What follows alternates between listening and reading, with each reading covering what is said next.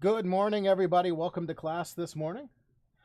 Just a quick announcement before we get started. As I mentioned in the announcement that I posted earlier in the week, your midterms have been graded. The multiple choice / fill in the blank part and the essay portion got it all graded. If you kind of want to know what your midterm grade is, you just take the two of those, you add them together, and you divide by 2. Just take the simple average of those two. And that gets you essentially what your midterm grade is in terms of what's going to impact the final grade for the course. By and large, I was really impressed. I thought everybody did really, really well on the midterms, so nothing really to worry about there.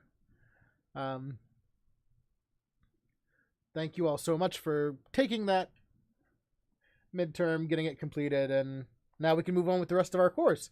And this is our first live stream. We've missed a couple weeks.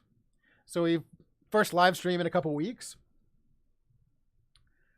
The 2 weeks ago we canceled because of the IT advising day. Thank you to those of you who showed up to that. Again, if you still need to be advised for spring, make sure you get into contact with one of us, whether it is myself or Mr. Cobb or Dr. Witherspoon or Miss Randall, whomever. Any one of us can help you figure out what you need to take in the spring. So if you still need advising for the spring, please make sure you're taking care of that as soon as possible, because I believe registration is open now. So you want to make sure that you're taking the right things and you get in them before everything fills up. But that was 2 weeks ago, and then last week was our midterm week, so we didn't really have a live stream to go along with that.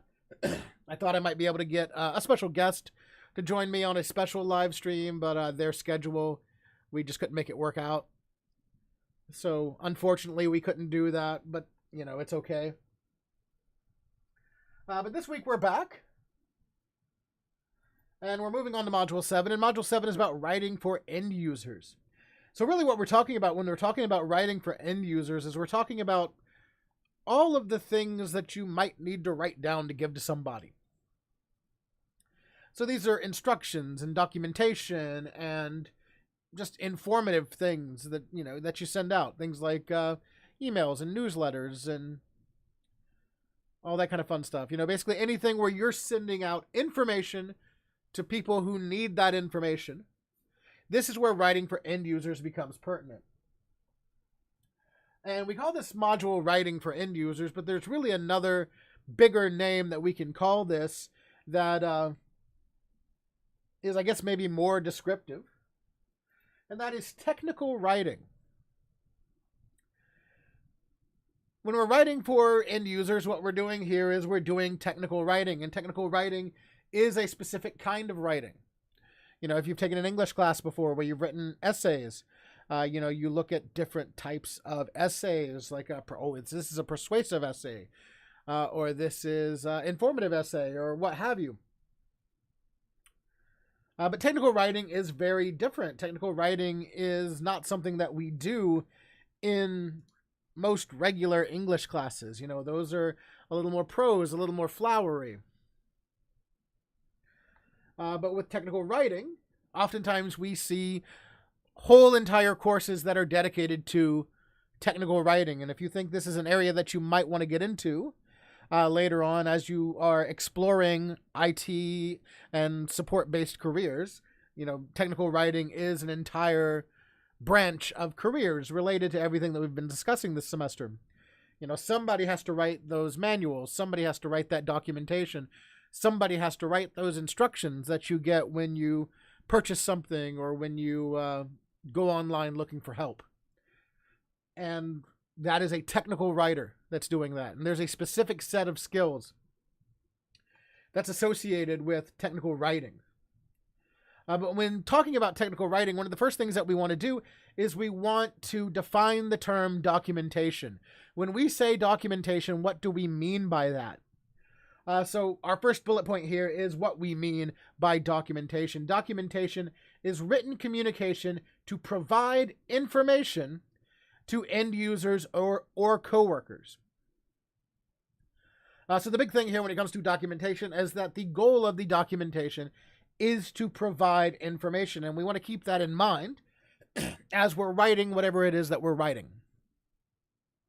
This is the main goal of this document, is to provide information. So we need to kind of put a big asterisk by that, put a big star by that, keep the idea of providing information kind of centered in our minds, because a lot of the other ways that we approach technical writing and writing documentation and instructions and all of this kind of stuff revolves around this idea that our first goal in creating this documentation is to provide information. And the goal of technical writing is to produce documents that effectively and efficiently, oh, there's those words again. I told you a couple weeks ago those words would be back. Effective and efficient. Doing things right and doing the right things.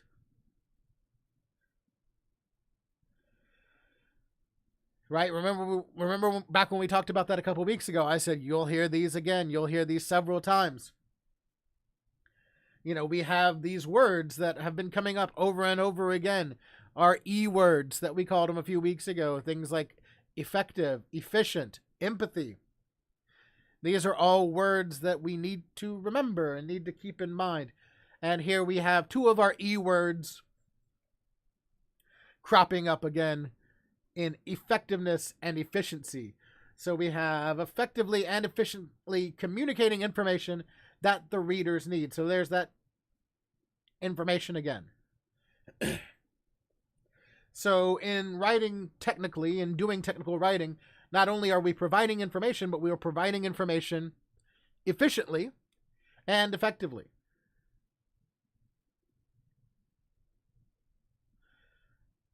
And we talked a couple weeks ago that we can take these words effectively and efficiently and boil them down to doing things right and doing the right things. Or kind of swap that, doing the right things and doing things right. And that's what we have here. When we think about effectively writing, what we're talking about is readers getting the correct information to master a topic or perform a task. So when your reader is reading your documentation, the big idea here is that you want them to be able to read the documentation, quickly get the information, and after reading your documentation, be able to perform every step that it takes to complete a task. And oftentimes one of like the exercises, and we do something similar in our module here, one of the exercises that you'll see done in technical writing classes is having someone explain from beginning to end, or write from beginning to end, how to make a peanut butter sandwich. And the goal here is to use your words on a budget. We'll kind of talk about what that means here in a little bit. But basically, you know, when we are writing to this goal, when we are writing efficiently, which is our next point, we want to budget our words that we use. We want to get the most impact out of the fewest amount of words. So when we are writing something like instructions for making a peanut butter sandwich, you need to efficiently budget your words so you get the most bang for your buck, and effectively describe the process so that when your user is done reading your document, they know exactly how to do the things that they need to do. And this can be really tricky. And that's kind of the point of the activity where you are asked to write how to make a peanut butter sandwich. Because a lot of those steps, you know, for a task that we know commonly, we take for granted. And so if we're trying to follow instructions by the letter and you're taking things for granted and you're leaving steps out and you're not talking about certain key steps just because you think this is well understood, then you're going to leave users confused with insufficient information. So as we're approaching this, one of the things that we have to remember if we're going to write effectively is that we cannot take user knowledge for granted. We cannot assume any previous knowledge. Now, there are ways that we can kind of work around this and kind of section out our document. So if there's some information that people might not need, we can put it in its own section with its own header. And then they can kind of skim through and go down to the section that they might need. So then you're kind of accommodating this document for both users. Or we can link out to multiple documents.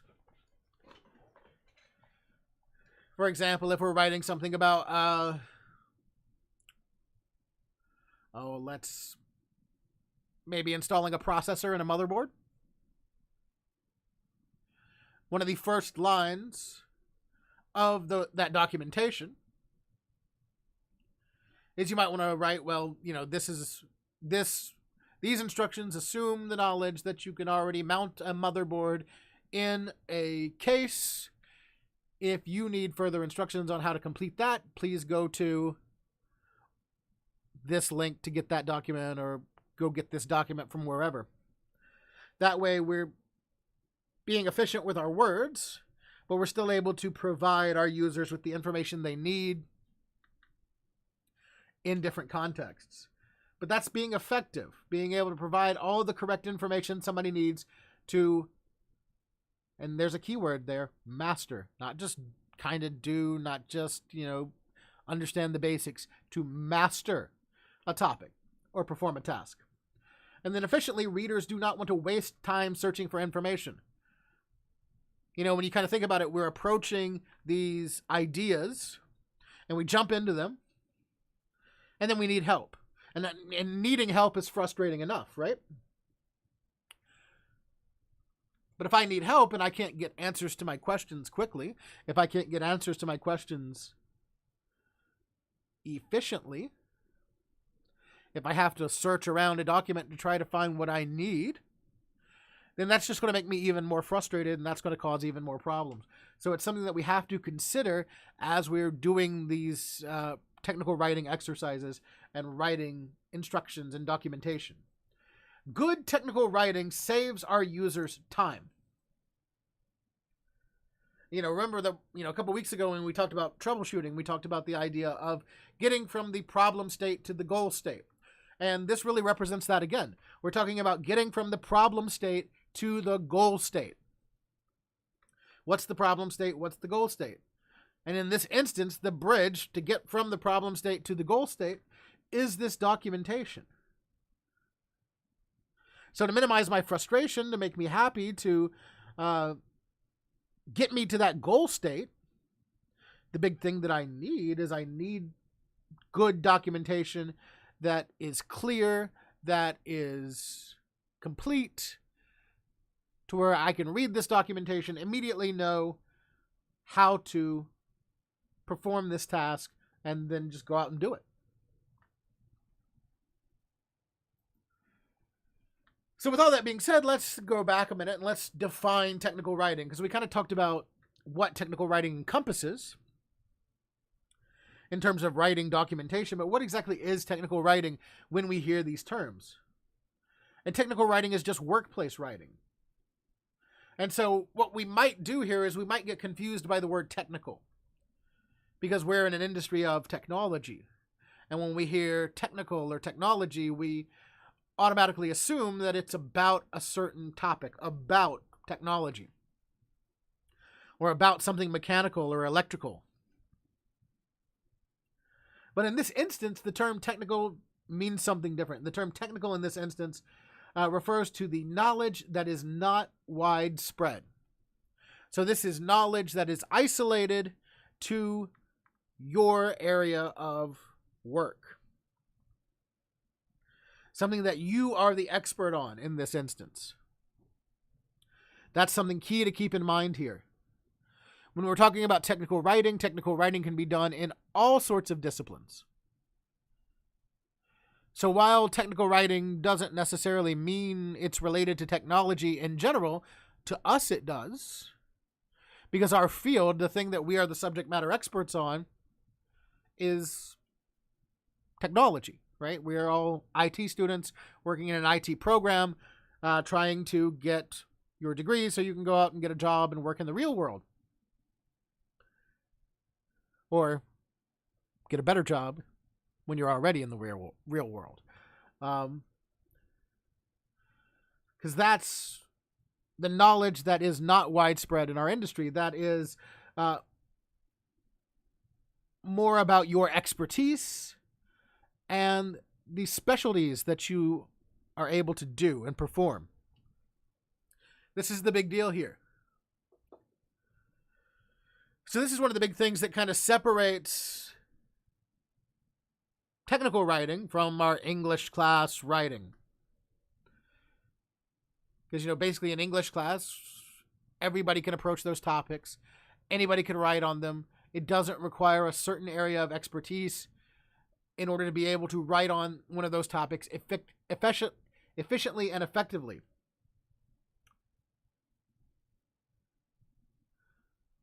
However, in this instance, what we're talking about is specific. And this really depends on whatever you decide to become. If you're a lawyer, if you're an accountant, if you're a cosmetologist, or an IT specialist. Whatever you decide to become, you become the expert in that field just based on the fact that you work with it every day. You have a more intimate understanding of it than anybody that doesn't work in that field. And as a result, you are the specialist. You are the subject matter expert.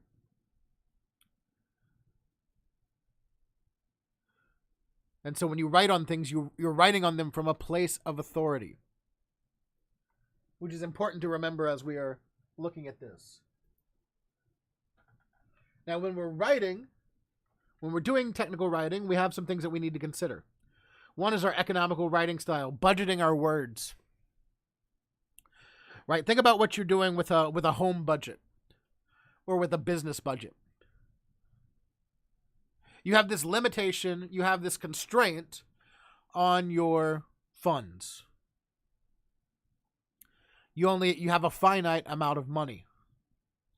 It is a limited resource. And so what you have to do is you have to decide how you can use that resource, how you can use those money, how you can use that money to get the most bang for your buck, to get the most impact out of the least amount spent. And that's what we're doing here with our economical writing style, with budgeting our words. In this instance, what we can write or the words that we use, that's not our constraint here. That's not our limited resource, because hypothetically we could write as much as we wanted to write. Our limited resource, the constraining factor here, is the time and attention span of the person reading the document in order to try to gain customer satisfaction. That is the limited resource here. So in turn, since we understand that we have to consider the user's time, the user's attention span, because really time is money, and we're kind of reflecting that onto our user there. We need to be economical with our words. We need to try to write in such a way that we're getting the most bang for our buck. And you can't see me, but I'm doing air quotes with my fingers here when I say bang for your buck. We want to try to get the most bang for your buck. You want to write in such a way that you're communicating things fully, completely, effectively in the fewest amount of words. Which is sort of the antithesis of a lot of things that you do in school, which is part of what makes things sort of difficult for people getting into technical writing. Because by and large, when you're asked to write things in school, you're told of a page limit or a word limit. And you have to fill up that page limit or fill out that word limit. And now here I am in turn telling you that the word limit for technical writing is as few as possible. So it is sort of in conflict with the way that we're kind of trained to write, which is why there are whole classes built on technical writing. And again, if we're just kind of covering it in one module here, and we cover it really quickly, and we cover this big 10,000-foot overview. But there are technical writing courses out there, if this is something that you're interested in doing, so you can kind of hone your skills a little more there. But that's one of the big things that we have to consider here is the economical writing style, budgeting our words. It begins with the most important information first. Like one of the things that I might want to do before I even write instruction 1 is put out a list of everything the user will need. You can think about like a recipe in this kind of way, right? Like before you get to the part where it tells you how to cook it, you get a list of all the ingredients that you're going to need in the recipe. And why do we do that? Because that's something that you need to be prepared for. If I get 7 instructions in to this documentation, and all of a sudden I find out I need some new part in order to be able to finish that I don't have, that adds time, that adds energy, that adds effort, that takes away from my finite resource as a user, makes life a whole lot more difficult on me. So if up front we say, okay, here's what you're going to need to complete this task. Boom, boom, boom, boom, boom. And then we don't deviate from that. We include everything that you're going to need as we go through the instructions. That's one thing that we can put up front. Another thing that we can put up front is just what this documentation is about. So like a good way to start off a document might be, this document is to provide you instructions on how to complete this specific task. In order to complete this specific task, you are going to need item A, item B, item C, item D, item E. Then maybe you might want to add something in there about other information or prior knowledge they might need. So another line that says, oh, this document assumes knowledge of this other task. If you need more information on this other task, please go to this other document to learn more about it. And then start giving your instructions.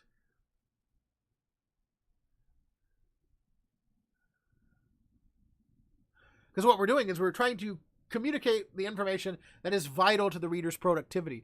We want to try to make the user be able to do the thing. We want to bridge that problem state and that goal state in the quickest way possible. And when we use too many words, when we leave out information, when we bury some important things in our instructions, then we're not being conscious and respectful of the user's time, which is their finite resource. Use styles and formatting that helps readers understand a sequence of events and document organization. Number your steps. Use bullets where you can. Use bullet points and lists, ordered and unordered lists.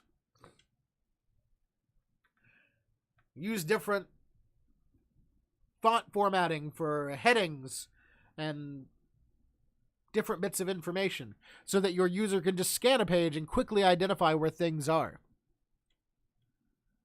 Using these styles and formats are absolutely crucial for your user to be able to understand a document perfectly. And when we're talking about budgeting our words, one of the things that we want to do there is avoid being cryptic. This isn't a riddle, right? Like we're not trying to keep them, We're not a troll that lives under a bridge that's trying to keep the goats from crossing. We're trying to make sure our users are getting the right information that they need.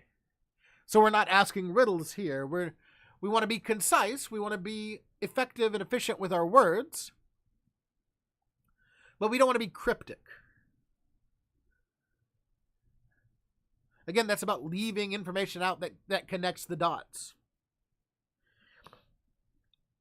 Like if you've ever watched a television show, and, maybe it's a serialized drama or a serialized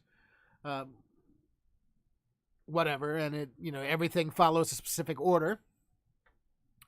If you start watching in episode 4, there are certain things that aren't going to make sense to you because they're making references to things and alluding to things that happened in the previous 3 episodes that you're unaware of because you didn't watch them. So now this is cryptic. Like, you understand that there's something there, that there's more meaning to this, but you can't quite connect the dots because you don't have that other knowledge. We want all that knowledge to be present in the documentation. Pointers and cross-references. A cross-reference is kind of like the thing that I was talking about earlier, where you're like, oh, if you need information on this, go get this other document. These are just like call-outs to other things, call-outs to other information that might help the reader understand certain things better. And it focuses on the information, not entertainment. Right? Like, we enjoy entertainment. Entertainment is fun. That's why we engage in entertainment. But remember that that's not the point of our technical writing. The point of our technical writing is to convey information to our users. So while it might be nice and it might be fun to read some jokes or, a nice story, which is one thing that a lot of modern recipes do, and you kind of blame like, Next Food Network star or something like that for that, is, they'll put your ingredients list in there, but then before they start into how to cook this thing, they'll put this story about the first time that they ate this dish, or how they used to make this dish with their grandma when they were little, and they taught them the importance of being conscientious with your knife cuts or whatever. And we don't care about that. It's great, it's entertaining. I'm glad that you're funny, or I'm glad to know a little bit more information about you. But it's not pertinent to what I need. It's not pertinent to my immediate needs. My immediate needs are being able to solve this problem or perform this task. And as much as it might be entertaining, your story is getting in the way of that right now.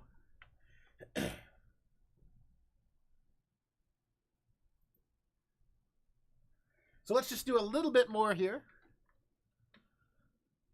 Like I said, there's whole courses that can be taught on this topic, and to try to condense everything down into a roughly 30-minute live stream is incredibly difficult, but you will be working on more as you read through your textbook material and work through the material in the module. But here we have some strategies and some things to avoid in terms of writing technically, in terms of doing technical writing. One is to use short, simple, declarative sentences, phrases, and lists. Declarative being a good word there. Right? When we talk about something being declarative, it is clear. It is a statement of fact that is self-contained. I don't need to do any external research or figure out anything from anywhere else. I can just read this one thing and I understand. Describe a sequence of steps in the order that's performed. Which sounds like it's one of the easiest things to understand in the world. Like when you're describing the process for doing something, describe it in order. But you'd be surprised at how many times people don't do that. How many times they'll write, you need to replace this and this. But before doing that, you need to do this. And it's like, oh, great. Thanks for that step. Thanks for adding that step late. I just broke my computer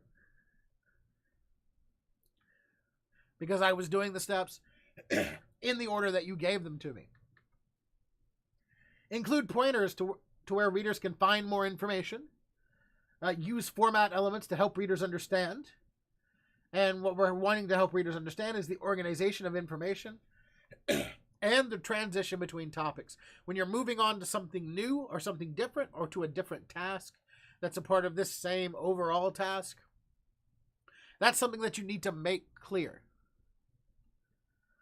And in doing so, we want to avoid run-on sentences. We really want to try to make sure that our grammar, our punctuation, our basic writing acumen, things like subject-verb agreement, our grammar, our punctuation, our spelling, is correct. Because we want to minimize the amount of things that could lead to user confusion. And if you have some kind of weird grammar sentence that's poorly written, that I have to read 3, 4, 5, 6 times before I can understand it, that's going to delay the process of me getting from my problem state to my goal state. And that's an issue. That's a big issue. So even though we're talking about technical writing, a lot of the same writing rules still apply. Humor. We mentioned that, not using humor because, just kind of waste your user's time. And calling attention to the writer's personality or style. Again, not needed. All I want's the information. I don't need to know anything personal about you. I don't need to hear jokes from you. You're just wasting my time to get between me and getting the information that I need.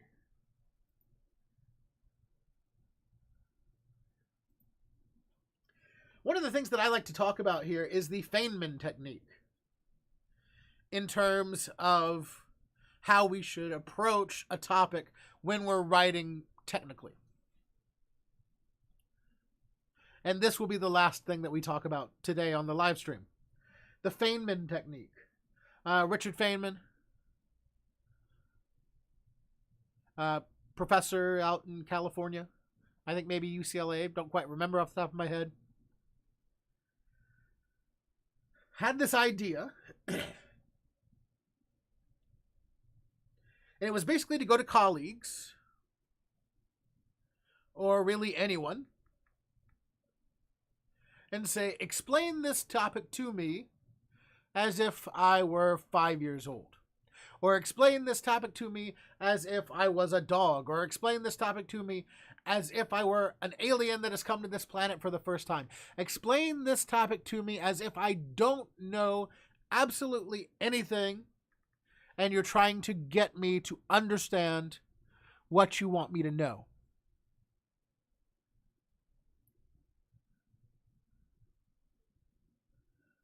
And this is a big deal.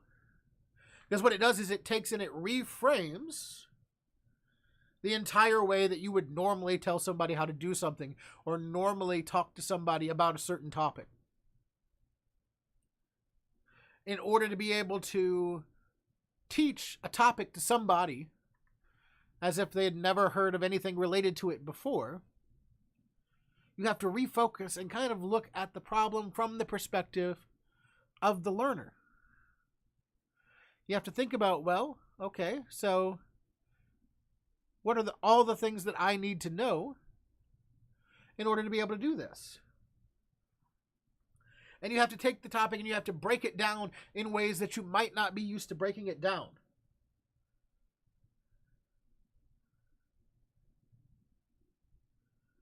So you're taking and you're choosing a concept, you are writing it down or preparing to teach it as you would to a toddler or an animal or an alien from outer space. And then from there, you can identify gaps where pertinent information is missing, where there are kind of holes in our bridge from our problem state to our goal state. And in doing so, from there, you can go back to the source and revisit it and figure out how to patch those holes. Figure out the information that you need to fill those holes to make your bridge complete. Because we don't think about it, but we all have these kind of biases when we're approaching a topic from the perspective of an expert, which is what we're talking about here. Right? Like I said back at the beginning, I said, well, technical writing, that's writing from your area of expertise. That's writing from your job. Writing from the things that you know about intimately.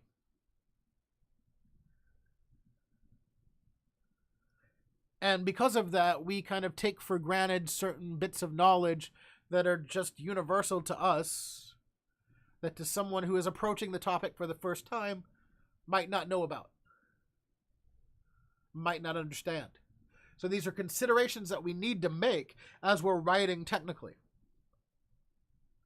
And then from there, we can review, we can simplify, we can condense things down even more to make a budget of our words. And I'll leave you here this week with this quote from Mortimer Adler, who said, "The person who says he knows what he thinks, but cannot express it, usually does not know what he thinks." A little food for thought for you as I turn you back out to your week. Again, just a reminder, this module's due on Sunday by 11:59 p.m. Please make sure you have it completed by that time. If you have any questions, let me know. The earlier, the better. We kind of build on a lot of the things that we learn in this module, in some later modules. So this is a fairly important module. So please make sure that you're taking your time with this, that you're really looking at everything and examining it well. I'm going to hang out in the chat for a couple minutes, turn the music back on, and just hang out in the chat for a minute or two for anybody who might have questions who are here with me in the live stream today. If you're watching this recorded and you have some questions, feel free to just email. But that's all that I have for you for today. Thank you for listening, and we'll talk to you again next time.